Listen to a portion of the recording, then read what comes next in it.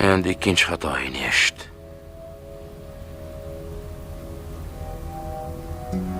Sen hech bir ishni pinhona qila olmaysan.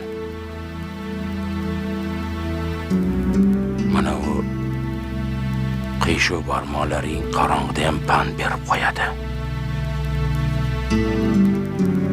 Undan ko'ra o'zimni o'ldirsang bo'lmasmidi?